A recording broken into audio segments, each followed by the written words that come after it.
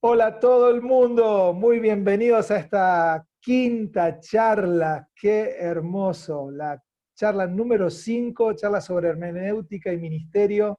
Y en esta oportunidad tengo un invitado de lujo, estoy compartiendo esta noche, porque acá donde lo estamos grabando es de noche, el pastor Javier Uboldi, que he tenido el placer de conocer y de compartir a lo largo de estos últimos años en la red con la que estamos trabajando. Así que bueno, Javi, te quiero dar la bienvenida.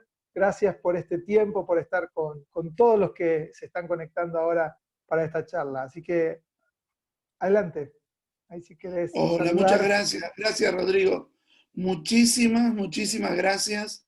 Me da mucho placer y mucha alegría poder colaborar con un granito de arena en la construcción, en la edificación, en lo que Dios está haciendo allí en la congregación y con los hermanos y con todos aquellos a los que les llegue este video. Así que yo me siento muy agradecido a Dios de poder compartir este tiempo juntos. Javi, contanos un poquito para los que no te conozcan, qué Sí, estás haciendo, quién sos y qué estás haciendo en este tiempo, en esta temporada de tu vida. ok. Eh, Soy un hijo de Dios que trato de serle obediente todo el tiempo, Eh, que me rindo Hermoso. todos los días para que Eh, sea hecha su voluntad.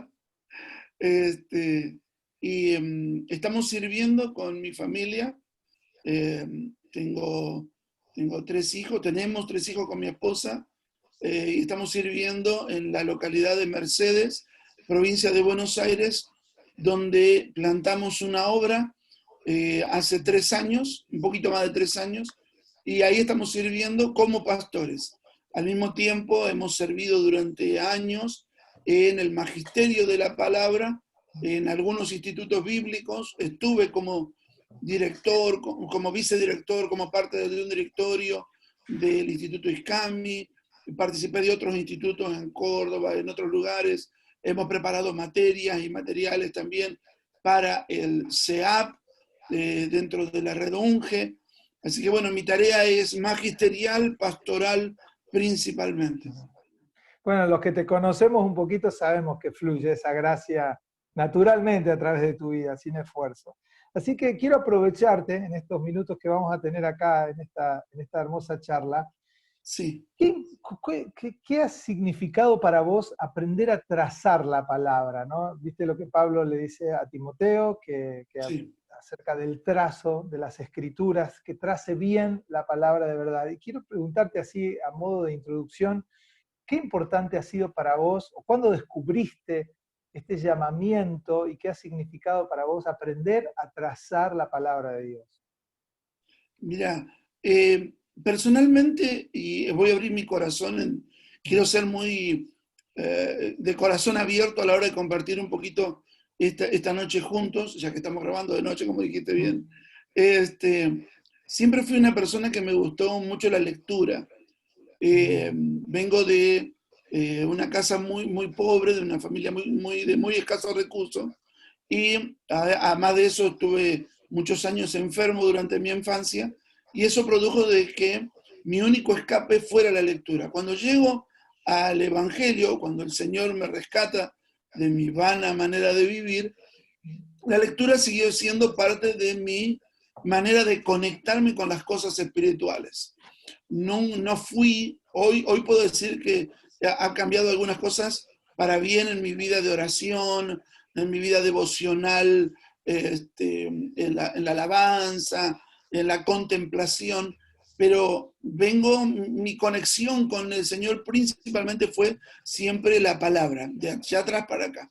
Cuando yo descubro de que Pablo lo insta a Timoteo a trazar bien la palabra, a ser un buen ministro del Señor haciéndolo, para mí fue como muy fuerte, muy lindo, porque siempre amé la palabra.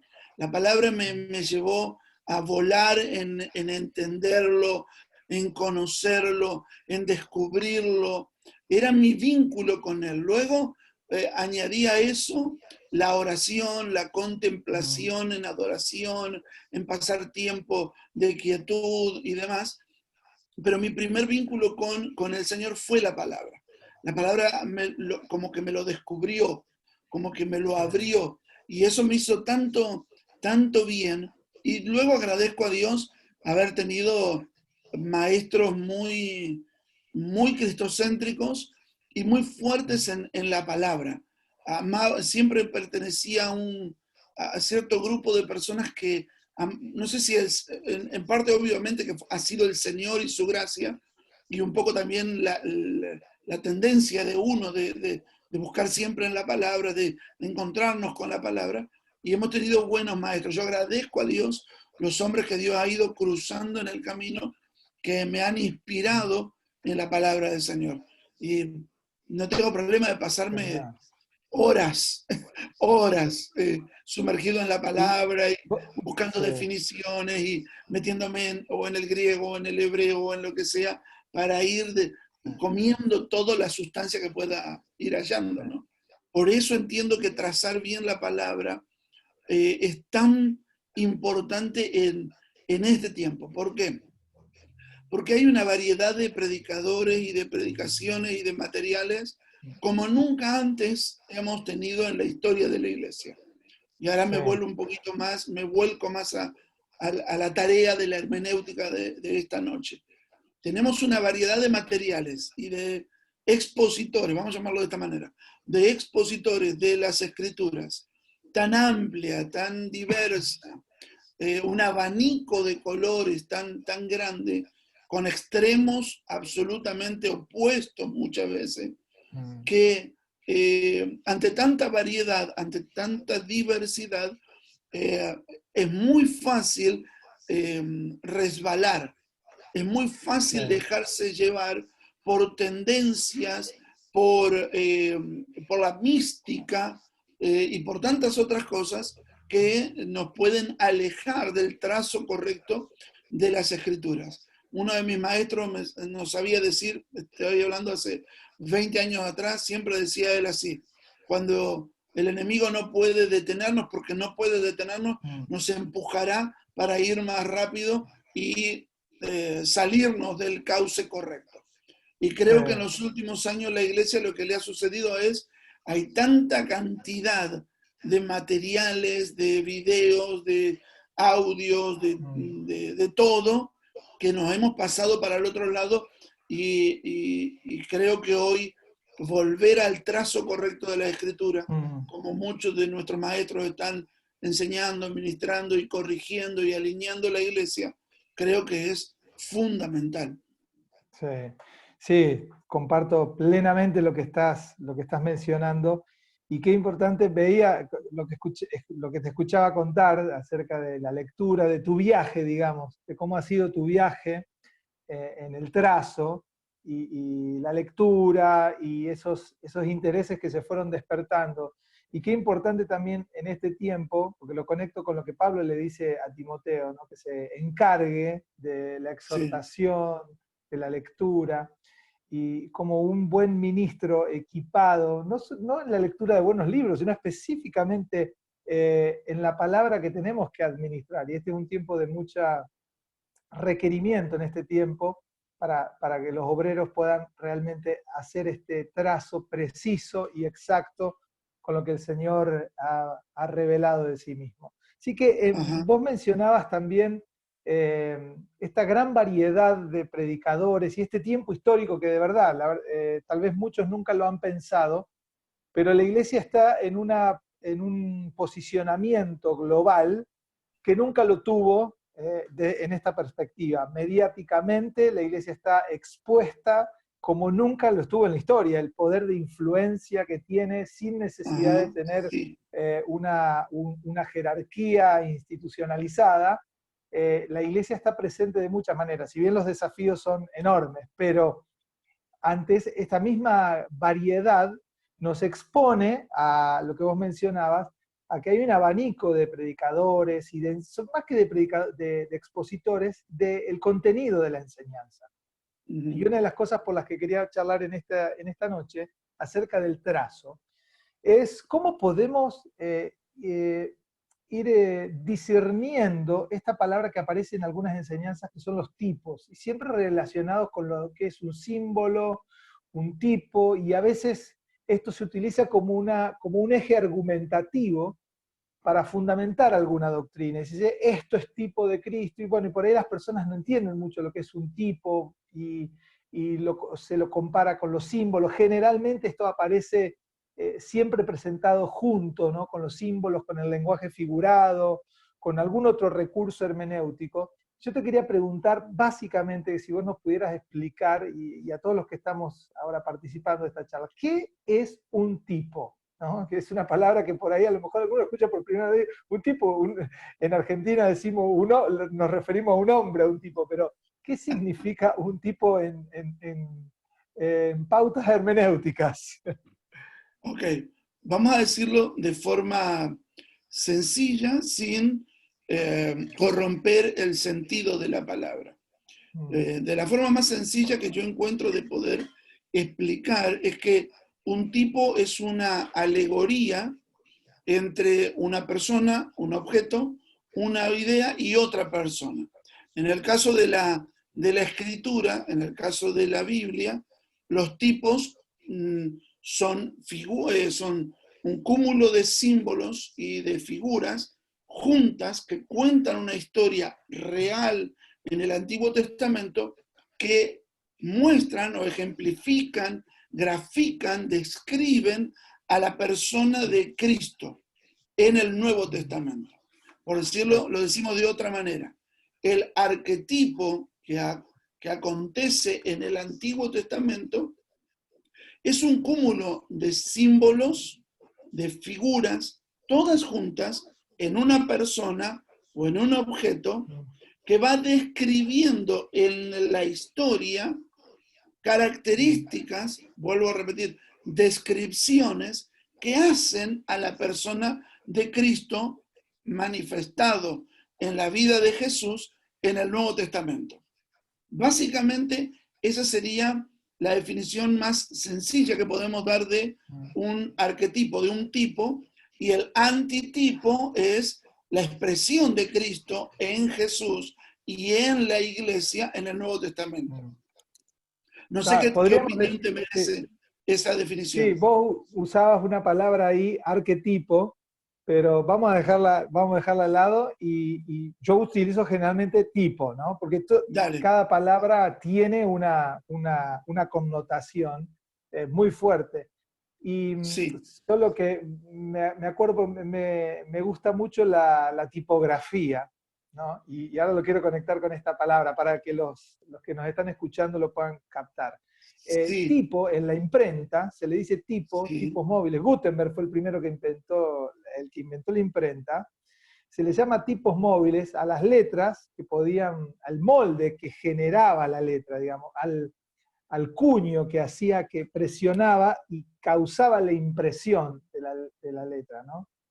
Y eso se le llama tipo, por eso de ahí viene la palabra tipografía, ¿no? que nosotros vemos la letra, pero era como una estructura que generaba la impresión de algo, que permitía la impresión de algo. No era la letra en sí, pero es lo que posibilitaba la letra, de alguna manera. Y de ahí viene todo un desarrollo después de la imprenta, etcétera, etcétera. Pero lo quiero conectar como ilustración para esto que decís vos. El tipo sería como el molde a través del cual después se imprime la realidad, ¿no? El tipo es una especie de realidad espiritual, que puede ser un acontecimiento, algo que después tiene un cumplimiento pleno y total hacia lo que apuntaba, que era la persona de Cristo, y la realidad final a la que apuntaba el tipo, ¿no? Sí, bien. Hay un juego de palabras. Tipo, sí, ese tipo que nosotros encontramos en el Antiguo Testamento, como vos decís, que genera una impronta, que genera un espacio que luego es llenado por la persona de Jesucristo, que genera un marco, que genera un marco que luego es llenado completamente por la persona de Cristo. Sí. Obviamente que los tipos en el Antiguo Testamento no pueden describir la plenitud de la persona de Cristo, pero sí van a describir grandes aspectos y porciones de su personalidad, de su carácter, de su manera de manejarse y resolver cuestiones, de cuál es su corazón. Me gusta porque la palabra tipo, que ahora que vos lo tomaste, el concepto de la tipografía o del tipo que se usa en la imprenta, el tipo, que es el typing, ese gol, el sentido, ¿sabes? Una de las cosas que encontré que me gustó mucho es que el typing es el impacto que genera también. Tipear es el impacto que genera para provocar una imagen. Y el tipo provoca justamente eso. Un Eso, sí, está impacto, buenísimo. genera un impacto al leer la historia, leer el relato, porque siempre en el tipo hay un relato, que es diferente Sí, al eso está símbolo, muy bueno ¿no? que está señalado, sí. Que es diferente al símbolo en este caso, o a una imagen del Antiguo Testamento. A veces la imagen no tiene el relato, o no tiene directamente el relato, que tiene sí el tipo. El tipo tiene todo un relato que genera un impacto, que luego ese impacto queda una impronta que es muy difícil de llenar con otro personaje, perdón por usar la palabra personaje, pero con otra persona que no sea la persona de Jesucristo. Obviamente, como la mente humana es tan creativa y tan llena de imaginación, hemos sido capaces de llenarla con otros personajes, pero no era la idea original. La idea original era que la impronta, el impacto del tipo, solo pudiera ser llenado por la persona de Jesucristo. Tipos de Cristo tenemos muchos en el Antiguo Testamento, y voy a decir esto que hablábamos hace unos minutos atrás, fuera de cámara, como se suele decir, y es que generalmente los tipos se han usado solo como una imagen o como una proyección hacia una generación. Por ejemplo, se ha dicho muchas veces la generación de Josué o la generación de Isaac o la generación, y nos han dado a nosotros, las personas, ese antitipo o la expresión de ese tipo. De ese tipo. Y ahí nos alejamos de la idea original que tiene la escritura, que el tipo solo sea completado, llenado por la persona de Jesucristo. No sé si se puede entender lo que estoy planteando. Te quería preguntar, antes Sí. de seguir avanzando, ¿cómo podemos descubrir, cómo las personas, cómo lo vamos descubriendo esto en las escrituras, de que hay algo en el Antiguo Testamento que si uno lo lee solo parece un símbolo, ¿no? O parece una idea linda, una historia, algo wow, interesante, relevante, generalmente son cosas muy importantes que suceden en el Antiguo Testamento, pero que después el Nuevo Testamento las reclama y dice, aquello que pasó allá es esto, ¿no? O sea que entre el tipo del Antiguo Testamento y el antitipo, que no es lo contrario, sino vendría a ser como el cumplimiento, ¿verdad? Esa es la idea. El antitipo es el hueco que se generó y que solo la persona de Cristo lo va a llenar. ¿No? Y el tipo, o sea, esta conexión entre la historia, el tipo, la palabra es tipo, así que vamos esta al tipo, conexión entre el tipo y antitipo, solo la da la propia escritura, no lo da mi interpretación, que a mí me gusta conectar este suceso con este otro que es lindo en el Nuevo. No es algo que lo genero yo, sino algo que la propia escritura, los autores inspirados, lo conectaron. Exactamente. ¿Esto es así? Claro. A ver, vamos a decirlo, lo voy a decir, estoy buscando la manera de decirlo de forma práctica, por decirlo de alguna manera. Cuando nosotros hacemos un salpiqué de versículos bíblicos del Nuevo Testamento, es muy difícil encontrar el antitipo en el Nuevo Testamento de los tipos expresados en el Antiguo. ¿Por qué? Porque cuando salpicamos de versículos bíblicos nuestra lectura, va a ser difícil que en ese salpique de versículos encontremos justamente el antitipo, que es la persona, el carácter, el corazón, la expresión de Cristo o de Jesucristo en el Nuevo Testamento. Cuando leemos la Biblia como un todo y no como pequeñas fracciones, que ese es un error que hemos cometido mucho. Totalmente. Creo que lo saludable es leer la Escritura como un todo y leer el escribir, o el relato en el Nuevo Testamento, la manera en que se relatan los sucesos y las enseñanzas por Pablo o por Lucas o por los evangelios. A la hora de leerlo como un todo es lo que trae realmente salud y es lo que nos permite contemplar desde el Nuevo Testamento los tipos que aparecen en el Antiguo Testamento. Totalmente. A ver, lo digo de otra Subrayo manera. todo esto que estás mencionando, lo subrayo. ¿Perdón? Sí, sí. No, que subrayo lo que estás mencionando para todos los que nos están escuchando, porque es algo que venimos señalando en varios videos acerca de la mentalidad fragmentada o versiculista que se ha ido generando con las últimas décadas en la mentalidad del pueblo evangélico, carentes de una visión global del propósito eterno, ni siquiera hablar de temas teológicos, sino simplemente de la perspectiva general de las escrituras, ¿no? Así que claro. lo señalo. A la hora de leer a Pablo en cualquiera de sus cartas y leer la historicidad, leer la estructura de su relato y la construcción del pensamiento y que él va relatando, que él va expresando, nos permite contemplar en su enseñanza el antitipo, ¿sí? Que luego lo encontramos en el Antiguo Testamento. Pablo cuando escribe, y esto es clave, Pablo cuando escribe, obviamente que no tenía ninguno de los libros o cartas o escritos del Nuevo Testamento.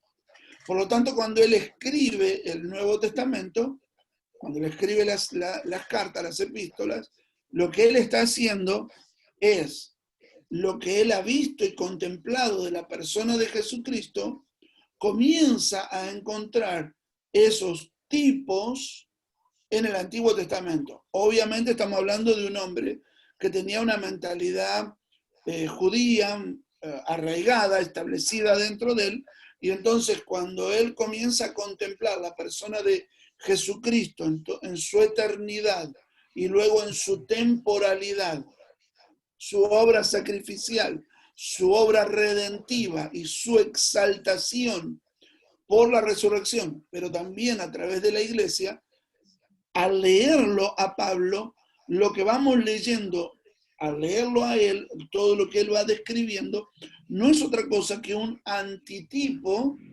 de los relatos o de lo escrito en el Antiguo Testamento en personajes como David o como Abraham o como Moisés o como Daniel y otros tantos o como el tabernáculo o como el templo, y entonces comenzamos a ver en el relato, en la estructura, en la manera en que Pablo va desarrollando los conceptos, vemos esos antitipos. ¿Se entiende lo que estoy planteando?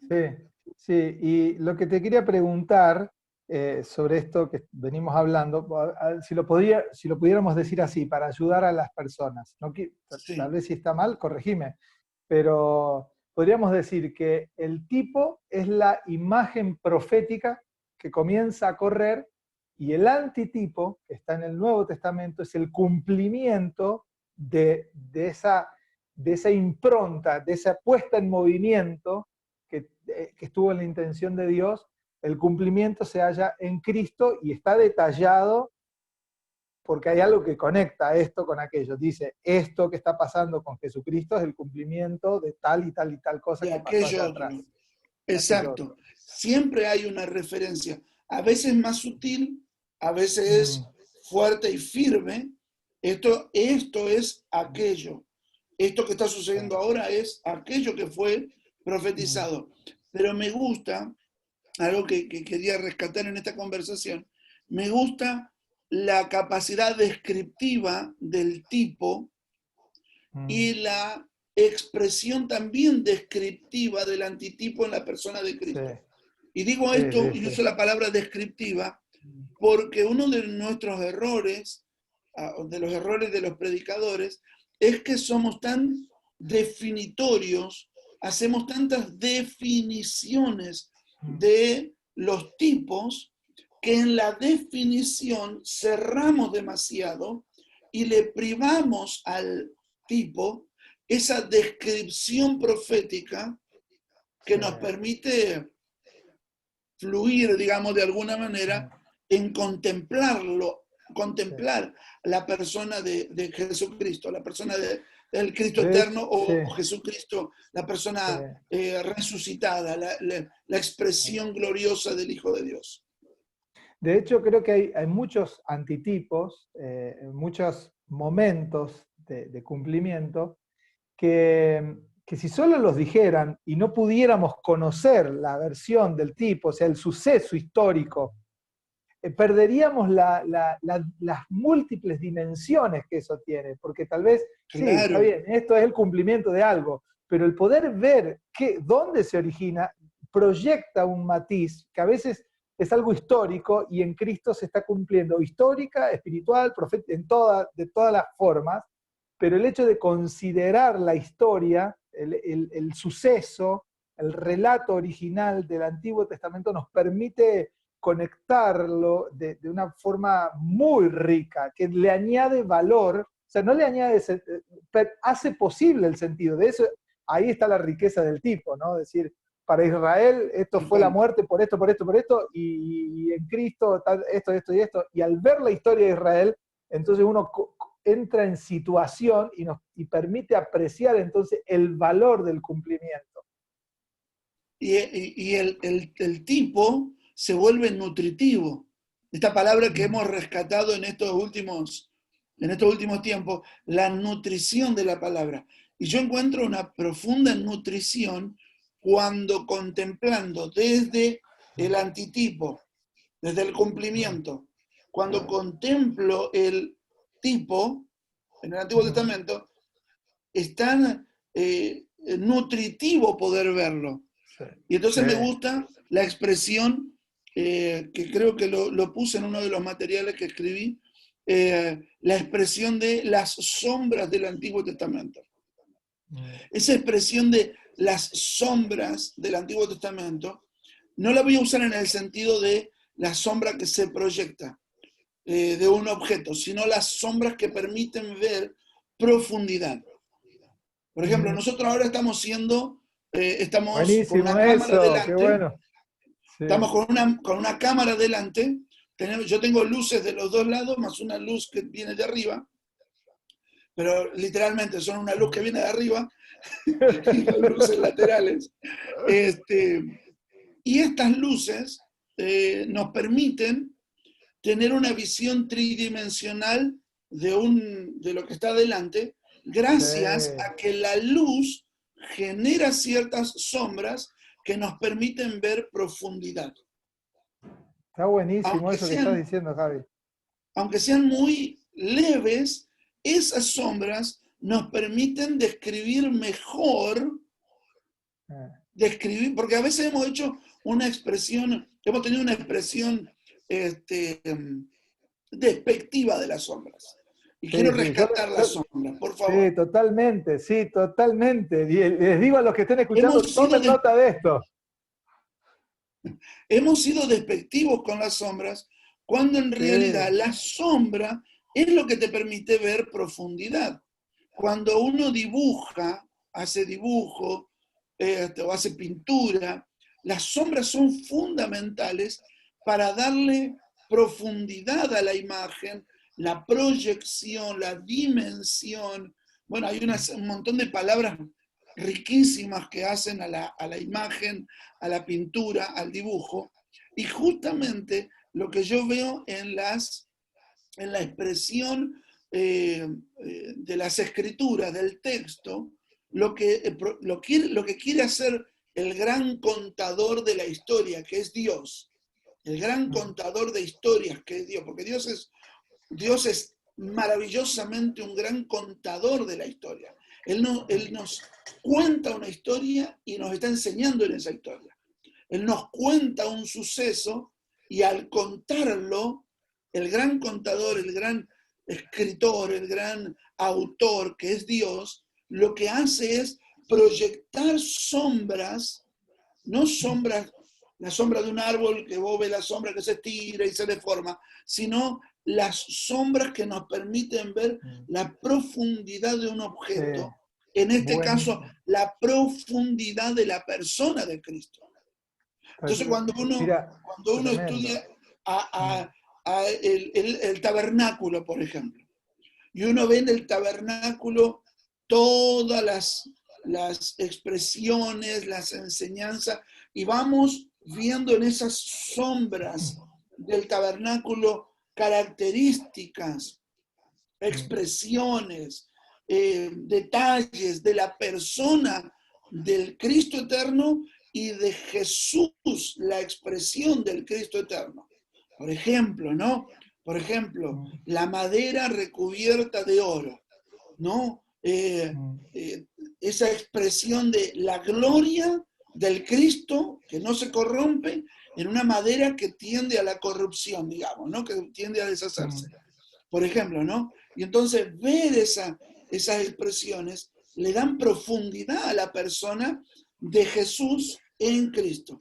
Y nosotros Totalmente. hemos sido despectivos en cuanto a las Sí. sombras. A veces decimos, no, esas son sombras de lo que estaba por venir. Pero contemplémoslas, que nos permiten ver más profundamente a quien amamos y a quien deseamos y a quien queremos quedarnos contemplándolo, porque entre más te quedas contemplándolo, más profundidad y detalle ves en cada sombra que contemplas en el Antiguo Testamento. Perdón Sí, porque me sí. pongo vehemente, pero me No, no, apasiona. no, pero buenísimo. Me Me encanta la apasiona el descripción Antiguo que Testamento. hiciste de las sombras porque considero que hay toda una generación que ha venido expuesta últimamente a una consideración de la tipología, de la simbología del Antiguo Testamento muy despectiva.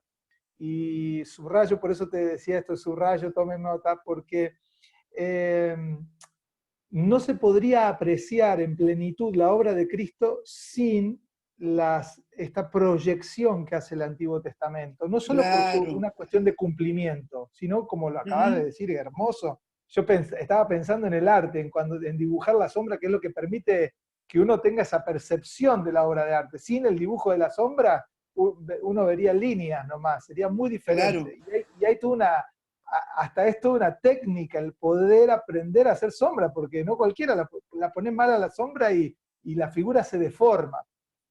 Pero Totalmente. esta valoración que acabas de señalar creo que es muy relevante para esta generación y lo conecto con lo siguiente. Tal ha sido la importancia de todo esto que el propio apóstol Pablo lo conecta esto escribiéndole a los Corintios, escribiéndole a los Romanos, en Sí. cuanto que ponen la revelación, el apóstol Pedro lo hace de las palabras de Pablo, ponen en valor revelacional las cartas que ellos están haciendo junto con todas las escrituras, ¿no? Esto es un argumento en cuanto a la canonicidad de ciertas cosas, pero ponen siempre en perspectiva en el mismo valor. Por supuesto que ellos están aclarando la revelación de Cristo, documentándola, escribiéndola para que la iglesia pueda correr con esto, pero en cuanto al peso de valor histórico, no trazaron una diferenciación como diciendo, bueno, el Antiguo Testamento era el papel del caramelo, lo que nosotros queremos comer es el caramelo, sino que lo conectan y hay una conexión espiritual tan rica que los creyentes nunca en la historia se deshicieron del Antiguo Testamento como una simple cáscara, sino que hay un valor mucho más nutritivo también ahí, precisamente porque la luz de Cristo nos permite ver eso, ¿no? El Exacto. valor está desde acá, desde Cristo, pero no es que aquello era simplemente una cascarita nomás que hay que tirar y que desechar, sino que ahí también hay revelación de Cristo en ese lugar que es potable y es posible por causa de la luz que el Espíritu Santo obra en la vida del creyente, ¿no? A través de la Sí, obra yo, de Cristo. yo me aventuraría un poquitito más, Rodrigo, y yo por lo menos quiero dar mi perspectiva en esto. Perdón si me equivoco, exagero, pero para mí es más nutritivo el Antiguo Testamento en las sombras de la persona de Cristo y de Jesucristo, aún que el Nuevo. Porque el Nuevo, voy a decir esto con mucho respeto, el Nuevo me muestra la persona de Cristo, ¿sí? Pero las sombras que me... Sigo usando el mismo ejemplo que usé hace unos segundos atrás. La sombra es lo que me permite darle profundidad y es justamente en esa profundidad que te muestran los tipos del Antiguo Testamento, es en esa profundidad donde yo encuentro la nutrición. Y ahora vamos a decirlo de esta manera. A ver, tratando de ser equilibrados, pero diciendo esto. ¿Viste cuando se sacan, voy a ser muy práctico, ¿viste cuando se sacan fotos? Hoy está las selfies, están de moda por todos lados, y los autovideos, ¿sí? ¿No? No solo la selfie como foto, sino como video. Sí. Y cuando no queremos que se nos noten las arrugas, la trampita, por decirlo de alguna manera, es la iluminación. Cuanto más luz hay, menos sombras vemos. Y si vemos menos sombras, parece nuestra piel más, menos arrugada, por decirlo de alguna manera. ¿Me seguís? Estás tirando tips para otra cosa y vienen bien para mucho. Sí. Algunos se van a llenar de luces, pero bueno. Cuando la luz encandila, es mucha la luz, uno pierde de vista la profundidad de la imagen, la tridimensionalidad de la imagen. A la hora de solo quedarnos en el Nuevo Testamento, lo digo echando el equilibrio correcto porque toda la escritura ha sido inspirada por Dios, toda. Y en toda la escritura está la persona de Cristo para nutrir, edificarnos, revelarnos y expresarse a través de la iglesia. Ahora, cuando yo hago un hincapié demasiado fuerte en el Nuevo Testamento, como vos dijiste recién, en esa expresión despectiva de usar el Nuevo Testamento es el caramelo y el Antiguo Testamento es el papel que lo envuelve, lo que estoy haciendo es viendo la luz y no viendo las sombras, y lo que a mí me permite ver la tridimensionalidad de la persona de Cristo no es la luz, son las sombras. Entonces, cuando yo lo contemplo desde el Nuevo Testamento, lo contemplo a Cristo en los tipos del Antiguo Testamento, lo que yo consigo ver es el aspecto nutritivo de la persona de Cristo en el Antiguo Testamento. En su carácter, en su expresión, en su obra redentiva. Porque la obra redentiva en el Nuevo Testamento, a no ser algunos capítulos como el capítulo 3 de Efesios, el capítulo 2 o 3 de Colosenses y algunos capítulos de Romano, pero cuando yo lo veo a lo largo del Antiguo Testamento, desde el Cordero Pascual o desde los sacrificios de Abraham, y voy recorriendo esa imagen, voy recorriendo la historia, y entonces lo puedo ver mucho más amplio y nutritivo en la persona de Cristo. Mira, yo te quiero contar algo personal, ¿no? Cuando era adolescente, leía Romanos y nunca, en mi mente era siempre la pregunta, ¿por qué Cristo tuvo que morir? ¿Por qué Jesús tuvo que hacer esta obra? No la alcanzaba a percibir. O sea, como un acto de justicia, sí, Romanos lo documenta perfectamente, está maravilloso. Pero no fue hasta que no pude leer Hebreos, que después nunca pude entender por qué Lutero decía que era una carta que él no la valoraba tanto, valoraba mucho Romanos. Yo digo, yo no podía entender porque a mí Hebreos me conectó, es como que es como que el puente permanente, hace todos los puentes, entonces lo conecta. Y yo cuando vi eso, no me acuerdo porque era una tarde en mi casa, lo tengo grabado en mi memoria, en mi pieza, es como que empezar a leer y empezar a poder conectar y entender y darle, ah, claro, esto, pum, pam, pam. Y es como que se me cerró se me cerraba algo que tenía lógica, porque si no, no entendía por qué tuvo que ir a la cruz, por qué derramar sangre, por qué como un sacrificio, por qué lo cuentan de esta manera en el Nuevo Testamento. No, no lo entendía. Y Hebreos en eso para mí fue la llave que me permitió conectarlo al pacto como cumplimiento, como obra y entenderlo, entender su valor, su peso y por qué el cumplimiento, lo que era el pecado, el derramamiento de sangre, las leyes. Bueno, y para mí eso fue fundamental en el entendimiento hermenéutico. En ese momento no sabía ni qué era hermenéutica, nada, pero a mí me permitió entenderlo, ¿no? Y pienso que es una carta, por ejemplo, de Hebreos, que permanentemente está conectando, está trayendo todos los hilos y los está mostrando, lo está diciendo, mira, el Sí, cordero era así, pero el cordero acá, pum, la sangre esto, pero la sangre de Cristo tal cosa. Y todo el tiempo lo conecta a la luz tipológicamente, lo va conectando y nos permite verlo. Pero yo pienso, por ejemplo, cuando vemos la Pascua, ¿no? Que recién mencionaba, imagínate que uno tiene que leer la Pascua de Cristo sin saber que fue la Pascua judía, sin ese día en Egipto, sin la muerte de los tiene ese primogénitos, trasfondo histórico.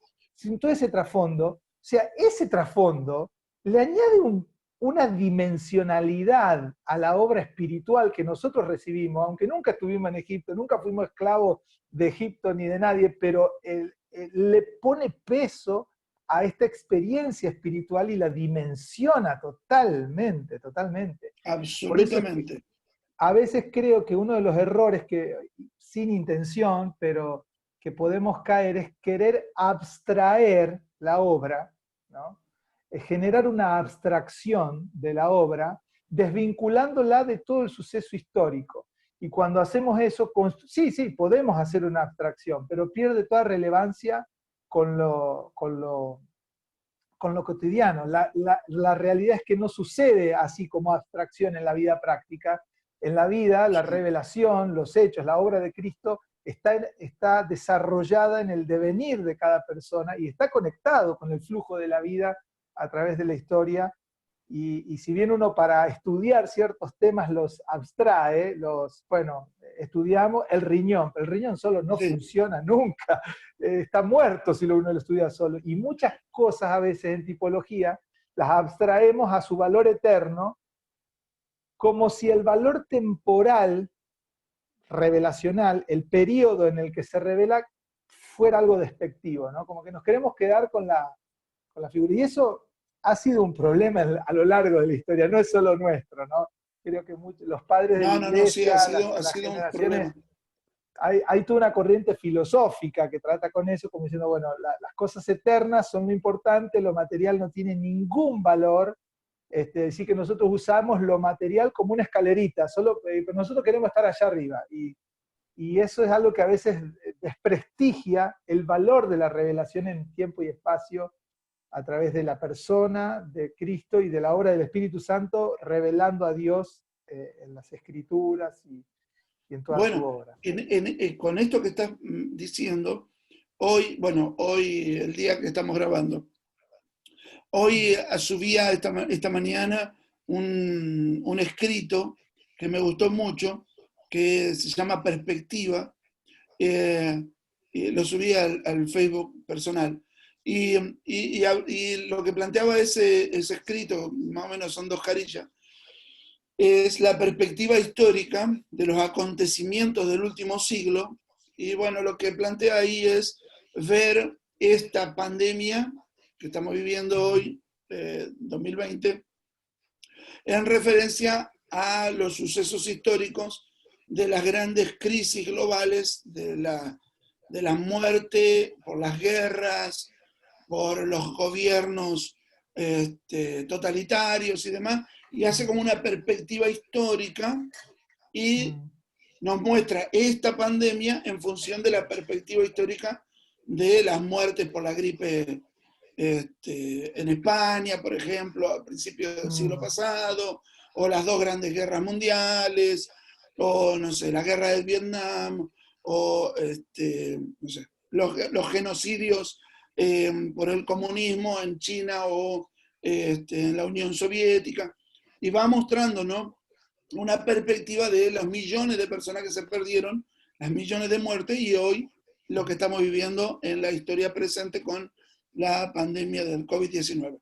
Lo digo así en perspectiva porque justamente la perspectiva nos permite tomar conciencia del impacto presente o histórico de los acontecimientos. A ver si me sigue el pensamiento, espero no embarullar demasiado. Si nosotros hoy solo nos paráramos sobre lo que está sucediendo, parece un suceso terrible.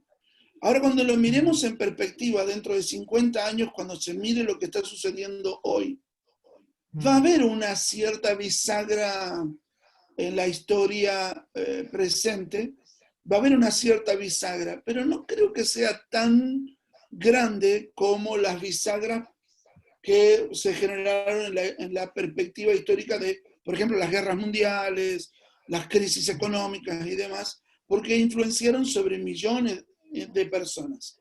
Digo esto fuera de del relato actual de las cosas que se están diciendo hoy en cuanto al COVID-19. Ahora, diciendo eso, planteo lo siguiente. Cuando yo veo la perspectiva histórica de los acontecimientos y la plenitud en la persona de Cristo, me genera exactamente lo contrario. Esa perspectiva histórica le da un impacto a la persona de Jesucristo tremendo, porque aquello vos ves que viene siendo una descripción parcial de una sustancia que no termina de llegar, y cuando lo ves en la persona de Cristo, es la plenitud de todo ese relato. Sí. Por decirlo de alguna manera, el clímax de la historia se logra en la persona de Jesucristo. Y esa historia lo que hace es ir recogiendo sombras, recogiendo tipos, símbolos, que le van añadiendo impacto a la expresión de la plenitud de Jesucristo. Es todo lo contrario a lo que planteé antes. Hice un ejemplo contrario, ¿no? Inverso. Eso es lo que produce verlo a Cristo desde el Antiguo Testamento hacia el Nuevo. Es lo que produce. Yo cuando lo veo venir, es como ver venir una locomotora de frente. Es como verlo venir, viene, y cada vez se hace más fuerte, pero lo veo en la perspectiva de la historicidad, del relato, y es abrumador, se vuelve abrumador la revelación de la persona de Jesucristo. Que cuando solo contemplo la persona de Jesucristo desde el Nuevo Testamento, con todo respeto lo voy a decir, no me genera lo mismo. ¿Por qué? Porque la perspectiva me da ese impacto. Es como en un dibujo. Cuando vos ves la perspectiva y el impacto de la luz presente, el shock visual es mucho mayor. Lo mismo pasa con verlo a Jesús viniendo en gloria, por decirlo de alguna manera, a lo largo de la Escritura. Y esa profundidad te nutre, te alimenta, te llena. Sí, tengo presente este pasaje de Juan 3, donde Jesús dice, así como Moisés levantó la serpiente en el desierto, es necesario que el Hijo del Hombre sea levantado. Y todo ese evento, que es medio raro, ¿no? Lo de la serpiente, porque es un evento así raro, ¿no? Que Dios le diga a Moisés que tiene que hacer una serpiente de bronce, que el que lo pica, lo muerde, la serpiente lo mira ahí. Ahora, cuando Jesucristo toma esto y lo dice así como, y le da cumplimiento a eso, todo ese evento cobra una nueva luz, primero. Ya el evento ya tiene una nueva dimensión porque Jesús lo está tomando y lo está aplicando sobre sí. Entonces, ahí también la obra de salvación, que él no la explica, pero queda todo en el marco conceptual del valor histórico del suceso. Y para los israelitas era mirar una culebra, no sé, una culebra, una víbora que estaba ahí de bronce, de que habrá sido, no sé qué altura habrá tenido. Jesús lo toma en cuanto a la cruz, a su obra que va a estar realizando, pero le da una perspectiva y un cumplimiento espiritual tremendo. Ahora, el suceso histórico nos permite conectarlo, ¿no? En todo esto que venís describiendo, y Jesús toma esta realidad histórica y la amplifica en un cumplimiento total, ya no solo para un pueblo y para una situación, sino para todas las naciones en todos los tiempos por medio de su persona. Y lo que fue una experiencia puntual en un momentito de la historia, se torna a través de su obra en una experiencia universal y eterna, o a partir de Cristo, ¿no? Con una validez total, ¿no? O sea, la saca de la historia para ponerla en términos de eternidad y de vida sobre aquellos que vienen a Él. Así Que es una que, historia no, tan cortita en el Antiguo Testamento, sí, tan breve, pero le da una envergadura uf, a la sí, ni obra de hablar. Cristo Sí, cósmica. sí, tremendo. Le Sí, da una envergadura global, más que sí, global, cósmica. sí, Lo afecta todo con eso. Me parece, sí. sí, Sí. Y maravilloso. lo mismo, después también hay tipos, estaba pensando, que hay tipos que son medio raros, suena fuerte la frase, pero hablando de tipos hermenéuticamente, que son raros porque, por ejemplo, Jesús se relaciona, él se vincula con Jonás, ¿no?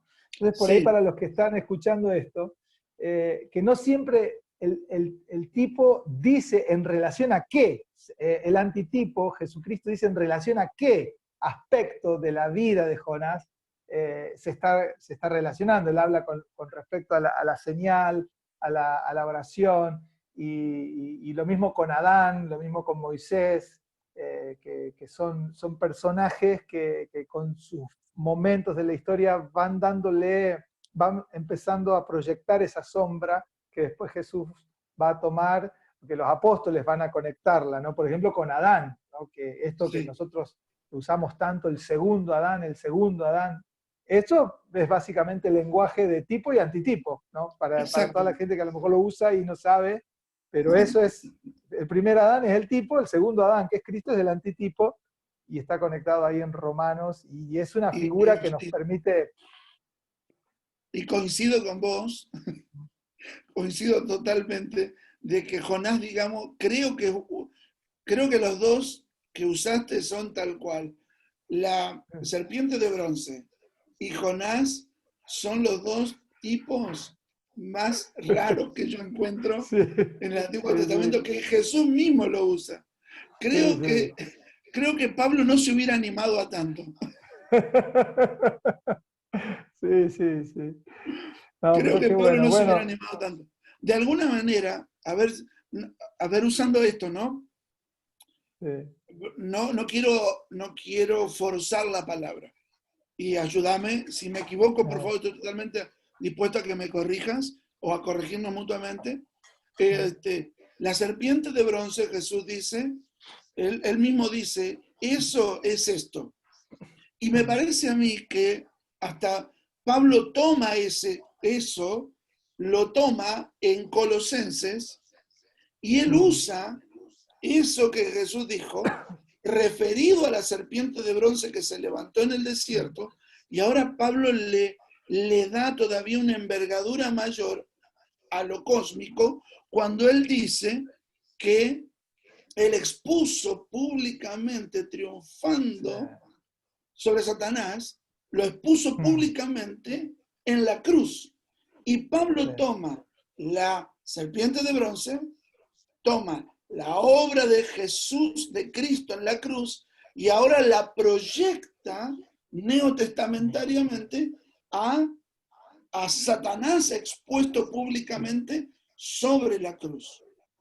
mm, Y entonces va teniendo una relevancia, es como una increciendo. proyección, Mm, claro, va creciendo la revelación mm, de la obra de Cristo en la cruz.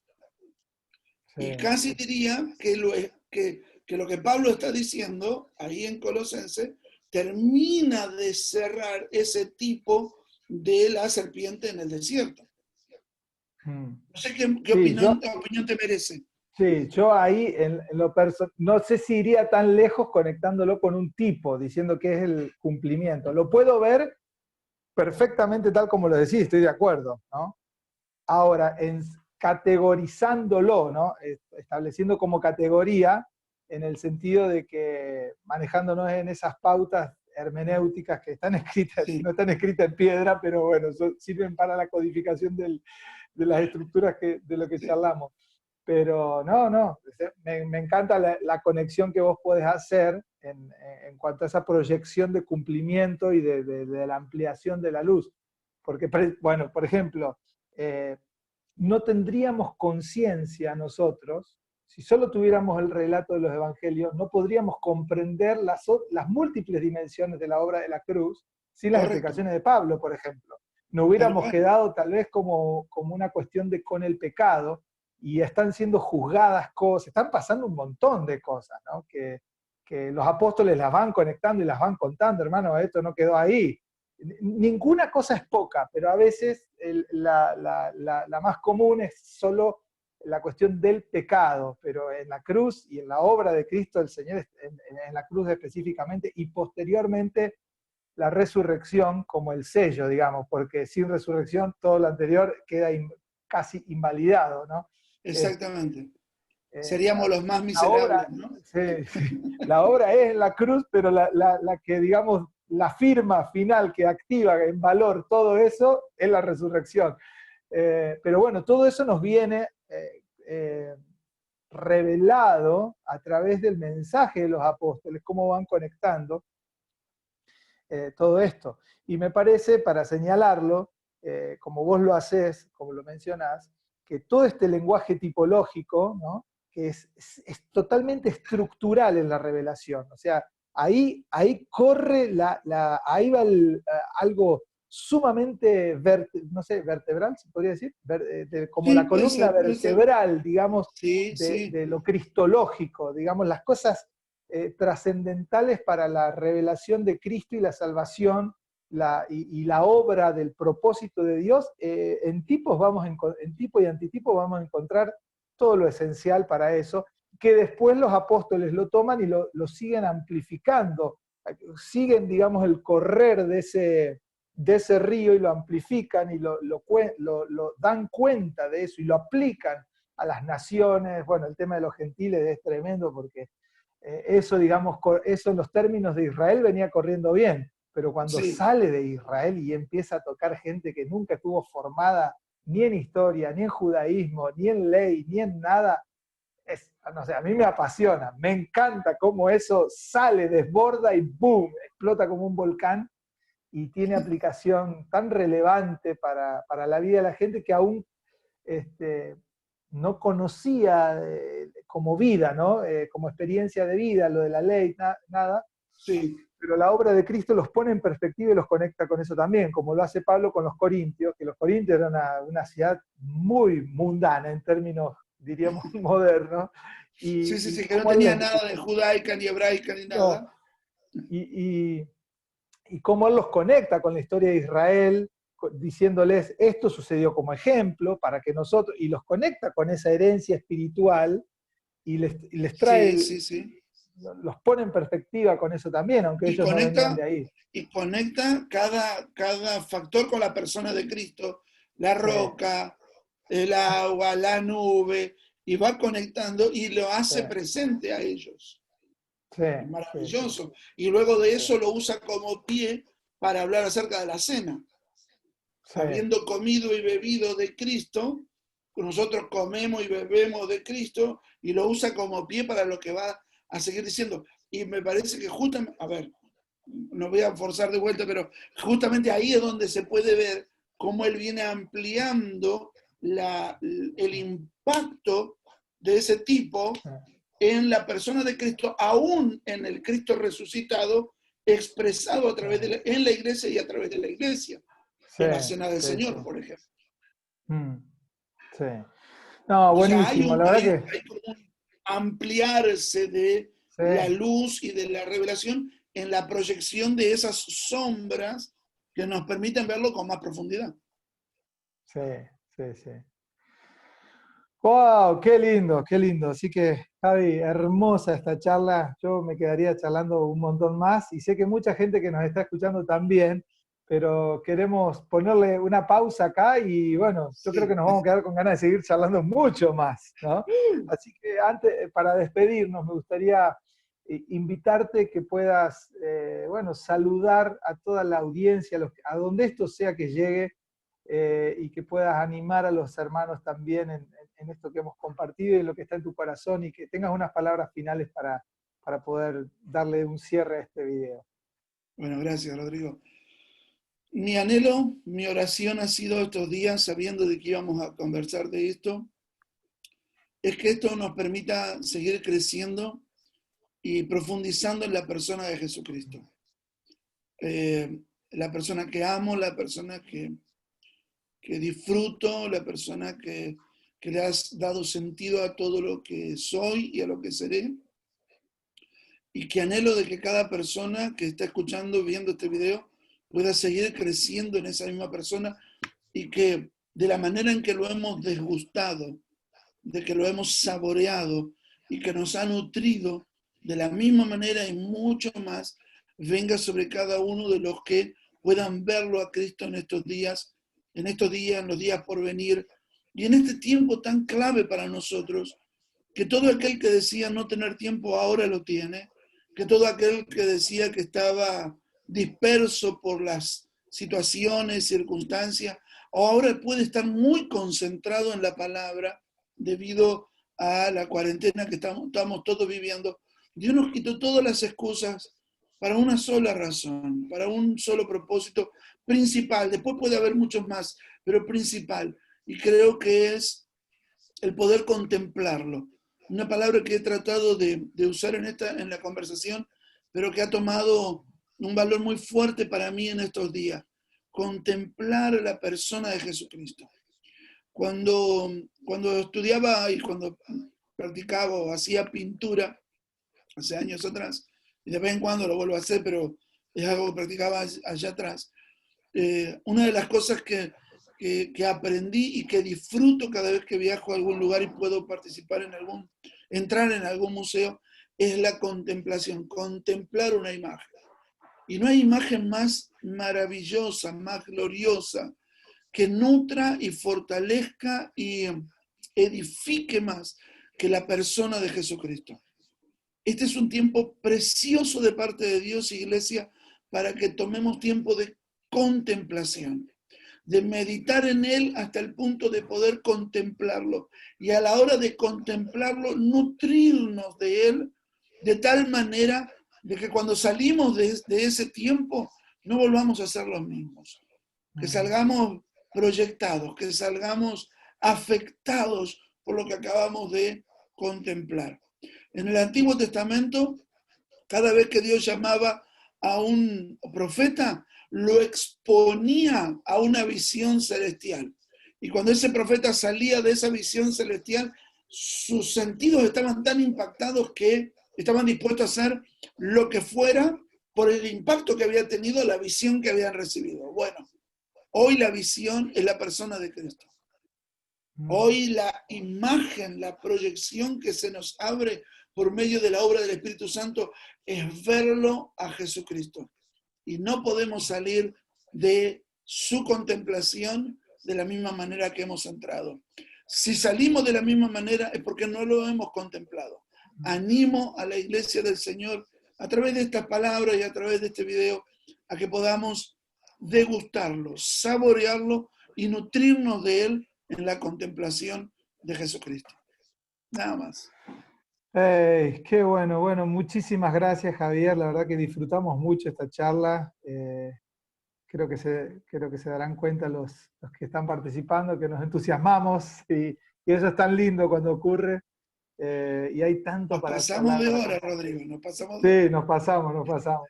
Pero queremos animar a todos los que están ahí. Recibí estas palabras que el pastor y maestro Javier estaba dando acerca de la contemplación de Cristo. Y cuánta necesidad tenemos todos de permanecer en la contemplación. Así que los animo a todos, no tenemos más palabras, les mandamos un abrazo grande, donde sea que esto haya llegado. Si te sirvió, compartilo. Esto es sin fines de otra cosa más que compartir y edificar y animarnos unos a otros a ser fieles al Señor y a correr en este trazo, siendo precisos con las herramientas que el Señor nos ha dado. Te mandamos un abrazo muy, muy grande y nos vemos en un próximo video. Chau, chau. Un abrazo enorme para todos. Gracias.